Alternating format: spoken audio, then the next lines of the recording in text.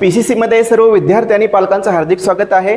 विद्यार्थी मित्रांनो, ज्या विद्यार्थ्यांना IIT NIT यांसारख्या देश पातळीवरील संस्थेमध्ये इंजिनिअरिंग करायचं आहे अशा विद्यार्थ्यांसाठी JEE मेन आणि JEE ॲडव्हान्स या परीक्षा कंडक्ट केलेल्या असतात।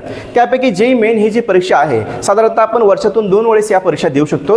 पहिली म्हणजे जानेवारीमध्ये आणि दुसरी म्हणजे एप्रिलमध्ये। तर जानेवारीची परीक्षा झालेली आहे आणि जे एप्रिलमध्ये जी परीक्षा होणार आहे तर त्याची NTA कडून त्याची डेट जाहीर झालेली आहे, ज्याची फॉर्म भरण्याची डेट आहे साधारणतः 1 फेब्रुवारी ते 25 फेब्रुवारी या दरम्यान आपल्याला ह्याचे फॉर्म फिलअप करून घ्यायचे आहेत। ज्या विद्यार्थ्यांनी सीझन फर्स्टची परीक्षा दिलेली आहे अशा विद्यार्थ्यांना वेगळा फॉर्म फिलअप भरायची गरज नाहीये।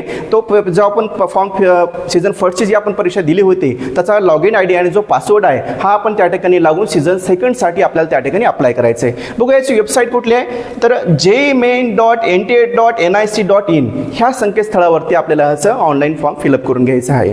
बघूया याला लागणारे डॉक्युमेंट कोणते आहेत। साधारणतः आपल्याला या ठिकाणी आपला पासपोर्ट साईज फोटो लागेल, आपली सिग्नेचर लागेल, आपला आधार कार्ड लागेल आणि आपली 10वीची सनद लागेल।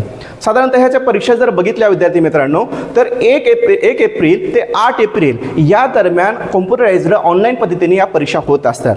बघूया याला लागणारी फीस किती आहे तर जे जनरल ओपन कॅटेगरीमध्ये जे मुलं येतात यांच्यासाठी या ठिकाणी 1000 रुपये फीस या ठिकाणी आकारण्यात आलेली आहे आणि ज्या मुली असतील यांच्यासाठी 800 रुपये फीस या ठिकाणी आकारण्यात आलेली आहे।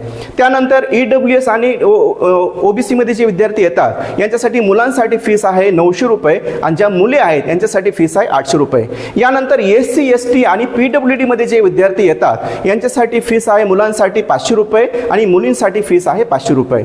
तर ज्या विद्यार्थ्यांना सीझन 2 ची परीक्षा द्यायची आहे अशा विद्यार्थ्यांनी लवकरात लवकर सीझन 2 चे ऑनलाईन फॉर्म फिलअप करून घ्यायचे आहेत। आणि JEE मेन परीक्षेबद्दल आणखीन तुम्हाला काही डीपमध्ये माहिती पाहिजे असेल तर PCC शी संपर्क साधा। धन्यवाद।